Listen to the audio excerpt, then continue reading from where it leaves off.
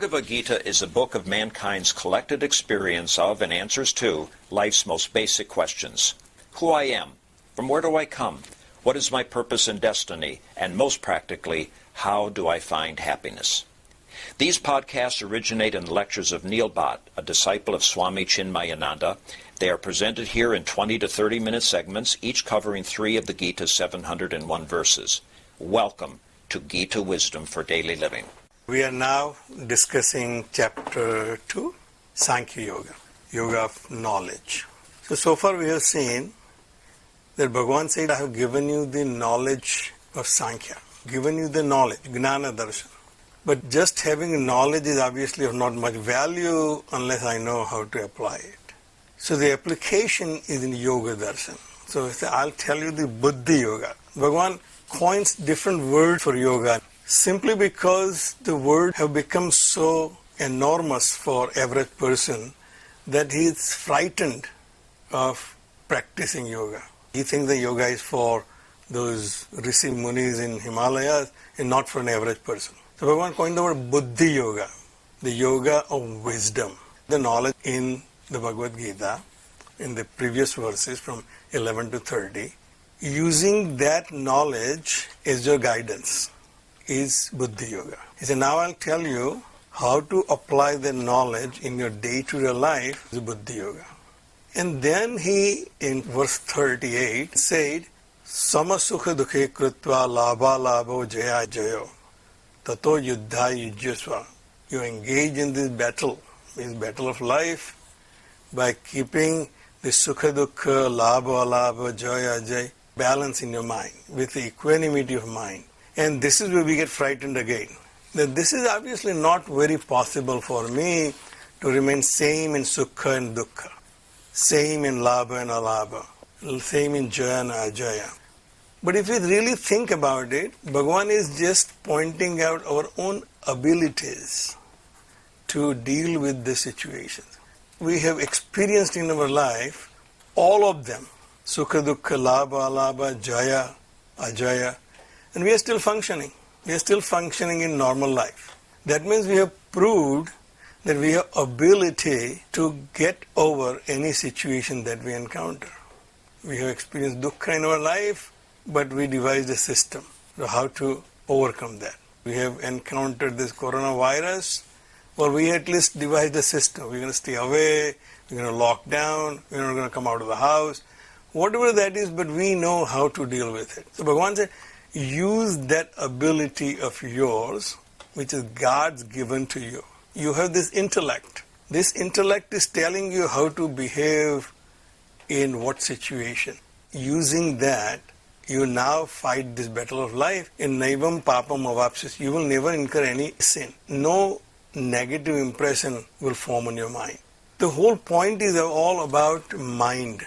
So the mind is the one which is creating sukha and dukkha, labha, labha, jaya, jaya. So Bhagavan said, you need to get over that. And then Bhagavan continued, Traigunya Vishaya Vedaha, Nais Traigunya Bhava Arjuna. So direct advice to Arjuna is, I told you that I'm going to tell you the practical application. First application is, keep your mind ever in any situation. And then know that everything that you know. So Veda in this case also can be interpreted as the world of objects that I know through my perception. Everything that I know today falls into the category of Prakriti. My entire world that I consider to be world outside of me is consisted of world of objects. And Bhagavan said that world is formed out of these 3 gunas. Everything that I know has the 3 gunas, sattva, rajas and tamas, and as I get entangled into them, that's where I will have this impression of sukha, dukkha, labha, alabha. So, nais traigunya bhava Arjuna. That was a direct advice to Arjuna, and through Arjuna to us, that you need to go beyond this sense objects. Simply because if your goal is to find permanent happiness, and if you're going to continue put your efforts in acquiring and accomplishing things in this world, you will be disappointed. because they do not have any capacity to give you what you're looking for. So then Bhagavan said that I will now tell you what yoga is all about. So last verse which we have seen, verse 48, Bhagavan defined the word yoga. And before that, in verse 47, he told us our own limitations and how to overcome those limitations. And there is also a caution in that. So he said, Karmani eva adhikarate. In your hand, all you have is to act in present. But if you expect particular results, then you will be disappointed because it is not in your hand. And therefore, he said, never act in this world with a particular goal in mind. Here is also Bhagavan is demolishing all the wrong notions about karma kand. In karma kand, which is Purva Mimamsa, everything is about the fruits of your actions. You perform this yagna and you will get this result. You will do this and you will get this. And ultimately, you perform the greatest yagna of all and you will achieve the Swarga. And even there it says the Swarga is temporary. As long as you will have those punyas, you will stay in Swarga, but then you come back, do it again, and that cycle will continue. So Bhagavan demolishes that and say, do not perform any action with fruits in mind. But then there is a danger in that if that's the case, then I may become inactive. Therefore Bhagavan says, never get attached to inactivity also. Because activity is the only way you will achieve your goal of getting permanent happiness.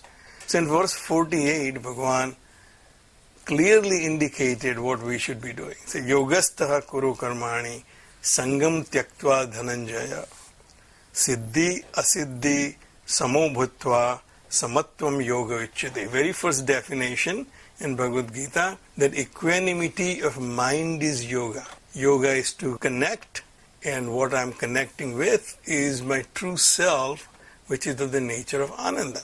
That's why I'm seeking Ananda all the time, because I'm seeking my own nature. Bhagavan said, have your mind in equipoise, you'll be able to see your own self. So we have learned in Yoga Shastra, it says, the chitta is like a mirror. I think that I am because I'm thinking. That thinking entity, as long as it is not clear, then I will be reflecting all the outside world in it. If that thinking entity is clear, then I will be reflecting my own self, my own nature, which is Ananda. Patanjali Rishi defined yoga as chitta vritti nirodha. Well, here chitta vritti is just my mental agitations. As long as I can calm down my mind, I'll be able to see clearly what my goal is. So Bhagavan has now simplified the definition of yoga. That yoga is nothing but keeping your mind in balance. We all are capable of doing so, even though we get afraid of the word yoga, because we always see it as something other than my life and other than my own actions and other than my own self. When you look at it from your own perspective, it's your life, yourself, and how you act. And if you reflect on it, you have all those abilities. Many a times you feel like slapping your boss, but you don't do it because you can control your mind. That ability which you have, Bhagavan said, you employ in all your actions. And then in the verse 49 said, please know that durena hi avaram karma, buddhi yoga dhananjaya. Once again he mentioned buddhi yoga. That this yoga which we are talking about is all about your clear vision of what is right and what is wrong. Because Bhagavan says, buddha saranam anvecha, take refuge in buddhi. This buddhi is not my vyavaharik buddhi, which typically constantly determines what is in it for me. Any action I perform, any project I pursue, I clearly see what will I get out of this. That buddhi I call a vyavaharik buddhi. How to deal with this world, I use my buddhi, and that buddhi is vyavaharik buddhi, which came from the reservoir of my experiences in this world. I did this and I got this. Therefore, if I do this, I should be able to get this. That's a vyavaharik buddhi. But once I know, use this buddhi which can determine and clearly see what is your goal and how to achieve it. It's a take refuge in that buddhi. Buddhau sarvamanyuccha krupanaha phalahetavaha. The people who are pursuing actions for results, they're krupanaha. They are unfortunate misers. And all throughout in our shastras, we come across this line that the person who leaves this body without achieving his goal is a pitiable person. Because you're given this chance, you didn't take it, now you're going to go back in the same rut again. If you continue to pursue your happiness in the world of objects, you will get very little out of your actions. You will waste all your life in achieving what you're trying to achieve, but won't get much out of it. And therefore, it's a very pitiable situation. So please don't do that. Find your happiness where you can keep your mind equal in all situations and live your life. So next verse, verse 50, says, Buddhi yuktaha jahati iha ube sukrute duskrute. So who is an intelligent one? All my life, all I do is take credit. This is what I did, I didn't do that. What? Anything which I did, which I then realized it was not the right action, I right away try to disown it. No, I didn't do it, it was not my fault. But then take credit for actions which are, I consider to be good. Other people may not consider them good, I consider them good, so I take credit for them. And Bhagavan says that's very common to you. But remember, that's not a very intelligent way of living. Because by taking credit, or by trying to disown your bad actions, you're becoming the agent of that action. Once you become agent of that action, you're bound by that action. As long as I think I did it, you will be bound by your action. Now you consider it to be a good action, world may not consider it to be a good action.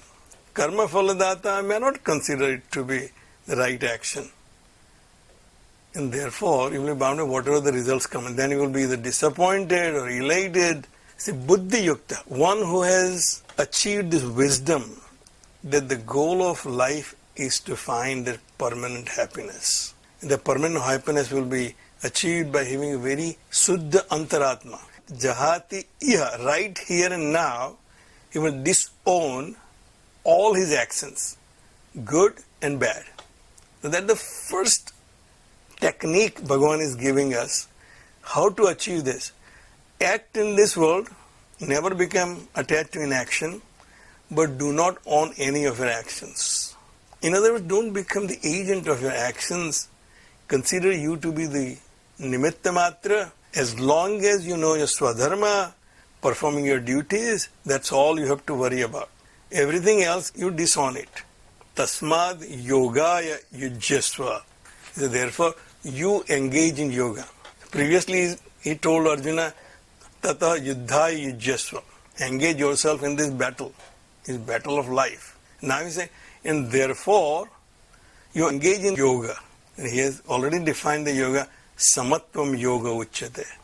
Equanimity of mind is yoga. No matter what the situation is, I will remain enthusiastic about living this life and perform actions. If I can keep my enthusiasm of acting in this life, that is equanimity of mind. When will I get that? Yoga karmasu kaushalam.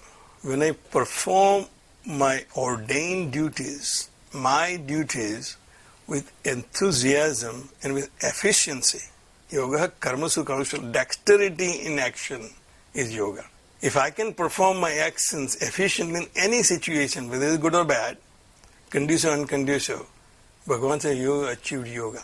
You achieved the union with your own self. Yoga karmasu kaushalam. That's the second definition. We will have several definitions of yoga throughout Bhagavad Gita. We've already seen two. Samatvam yoga uchyate, yoga karmasu kausalam. They're all in line with what Yoga Sutra says, yoga chitta vritti nirodha. If my mind is not agitated, then only I can achieve all of this situation. So in science, if you have different definitions of the same term, you'll get confused. Like yoga also we have learnt as acquiring something which I don't have. So buddhi should be using its own discrimination of what we are discussing here. So it's the yoga karmasu kausalam. If I can perform my actions in any situation required by my duties, the roles which I take will come with their own duties. Once I've taken the role, I have to perform the duties. And if I can do them efficiently without getting entangled in them, then I have achieved yoga. The yoga karmasu kausalam.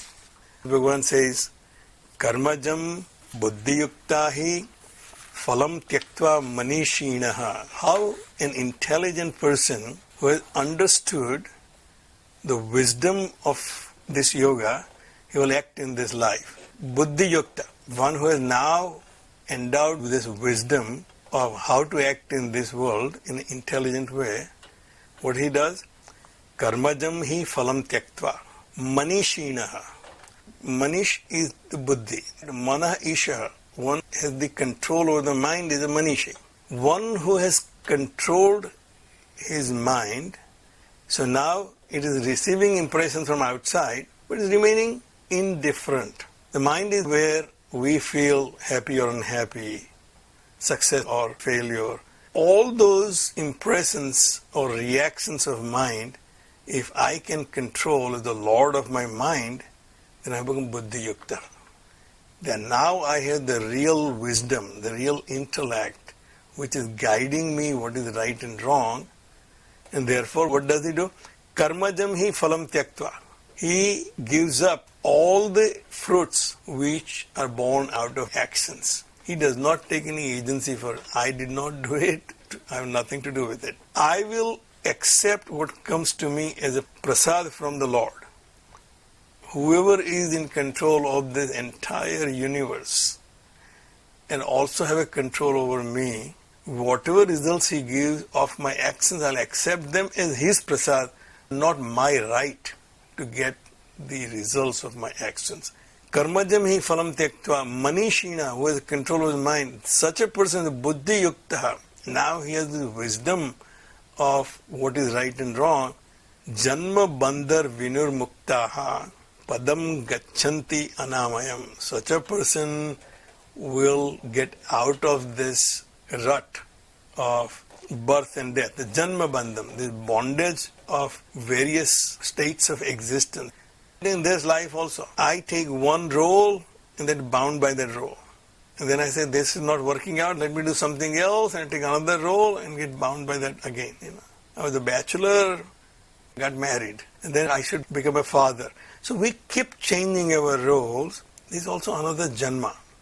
These are also, in our lifetime we have experienced that we have lived through many, many incarnations. And Bhagavan said this will continue. If I can get rid of my ignorance right now, then padam gacchanti anamayam. Now reach that state which is beyond all evils.